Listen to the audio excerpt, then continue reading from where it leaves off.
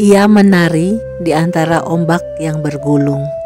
Putri Nereus mengawasi lautan dan mengatur harmoni. Lembut, anggun, namun kuat.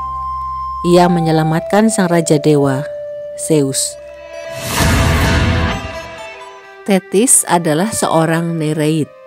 Nereid adalah sebutan untuk anak-anak Nereus. Nereid adalah para nimfa atau peri laut. Nereus adalah putra tertua dari Pontos dan Gaia, yaitu dewa laut purba dan dewi bumi. Nereid atau Nereida, anak-anak Nereus berjumlah 50 orang, dan Thetis adalah pemimpin para Nereid itu. Ibu Thetis adalah Doris, seorang Okeanid atau anak Okeanos. Okeanos atau Oceanus dipercaya sebagai suatu lautan raksasa yang mengelilingi bumi. Dewa air, laut, danau, sungai, lautan, samudra, dan kolam. Thetis anak Doris dan Doris anak Titis, yaitu dewi laut, istri Okeanos. Thetis dan Titis sering membuat orang bingung karena namanya yang mirip. Nereid dikenal cantik dan ramah. Mereka penghuni laut yang lembut dan baik hati. Mereka memiliki kemampuan mengendalikan laut dan makhluk laut. Mereka juga dikenal sebagai penasihat para dewa dan dewi laut. Mereka sering menemani Poseidon dan sering membantu para pelaut yang melawan badai berbahaya.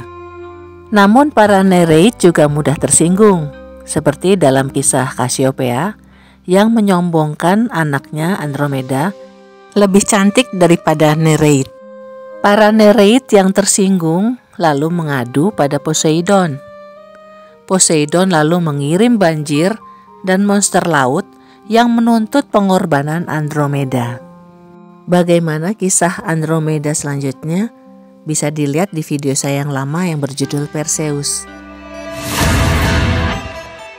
Zeus dan Poseidon pernah jatuh hati pada Thetis. Namun, karena Themis meramalkan bahwa anak yang akan dilahirkan oleh Thetis akan lebih hebat daripada ayahnya, maka Zeus dan Poseidon mengurungkan niatnya untuk mendekati Thetis. Themis adalah nama Yunani untuk Dewi Keadilan, Iustitia atau Justisia dalam mitologi Romawi.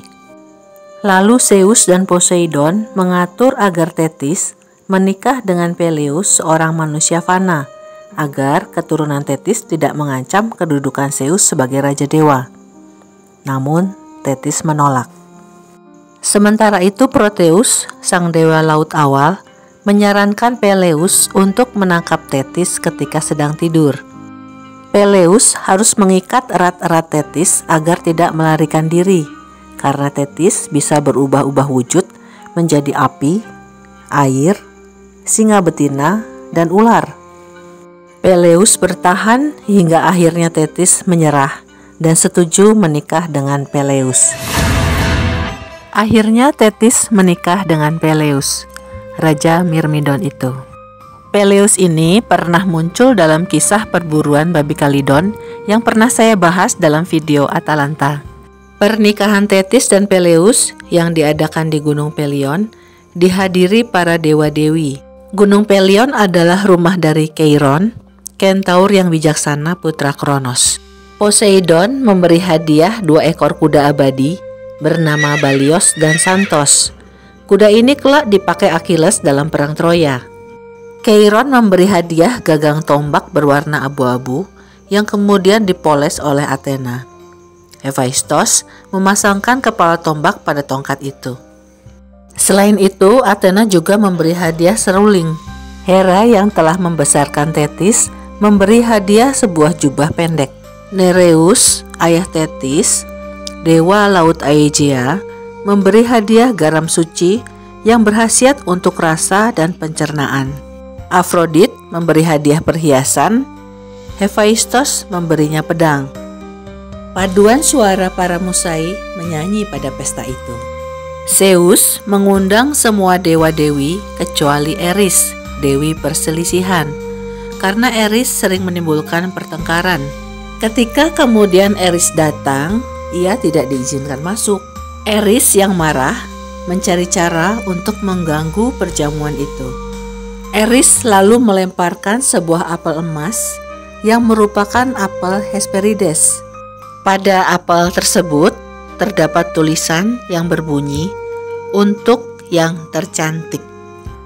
Dan sungguh mengherankan, 3 dewi memperebutkan apel emas itu, yaitu Hera, Athena, dan Afrodit.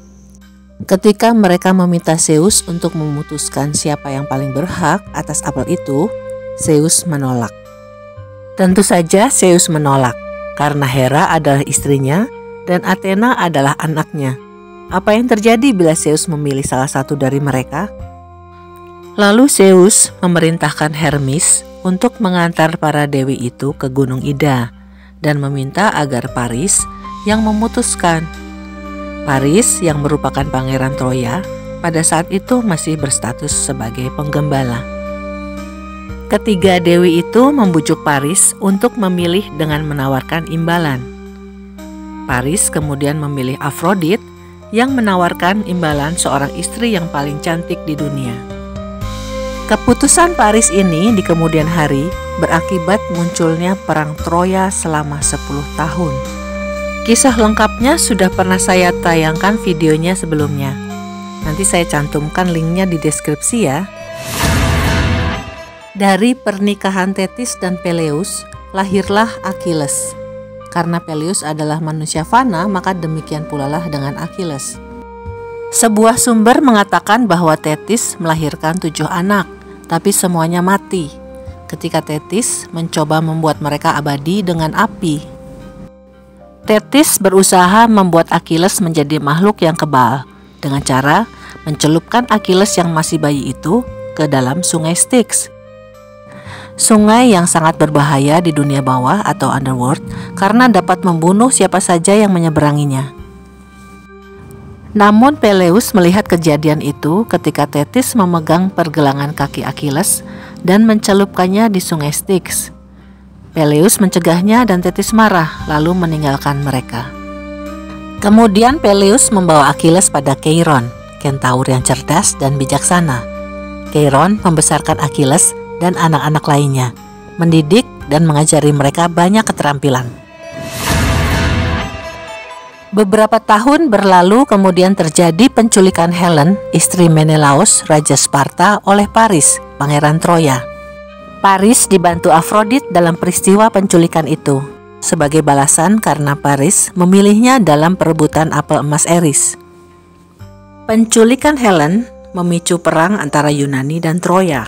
Pasukan Yunani diberitahu oleh peramal Kalkas bahwa Troya tidak akan dapat dikalahkan tanpa bantuan Achilles.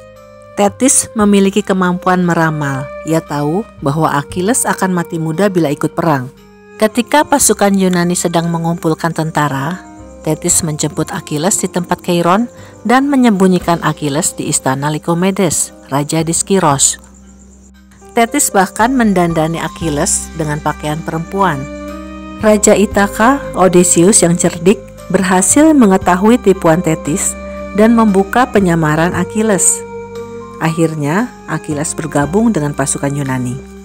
Peleus memberi Achilles baju perang khusus, tombak, dan kedua kudanya, Balios dan Santos. Achilles adalah petarung yang tak terkalahkan dan ditakuti oleh pasukan Troya. Namun pada akhirnya, Achilles mati ditembak oleh panah Paris tepat di tumitnya. Tumit yang tidak tercelup di sungai Styx ketika ia masih bayi. Satu-satunya bagian tubuh Achilles yang tidak kebal. Thetis memainkan peranan penting dalam beberapa peristiwa dalam mitologi Yunani. Thetislah yang menyelamatkan Zeus ketika Zeus dibelenggu oleh dewa-dewa lain yang memberontak. Thetis memanggil Briareus untuk melepaskan Zeus. Thetislah yang menyelamatkan Hephaistos ketika Hephaistos dilempar ke bumi oleh Hera ibunya. Thetis merawat bayi Hephaistos di guanya hingga Hephaistos sembuh dan membesarkannya. Hephaistos yang berhutang budi pada Thetis bersedia membuat seperangkat baju sirah baru untuk Achilles. Thetis juga pernah menyelamatkan para Argonaut dari ancaman monster Scylla dengan cara mengarahkan kapal Argo menjauhi monster itu. Thetis juga memiliki pengaruh dalam peristiwa perang Troya. Ketika Achilles marah pada Agamemnon dan mundur dari pertempuran, Thetis menghadap Zeus dan membujuk agar Zeus membuat pasukan Yunani menderita.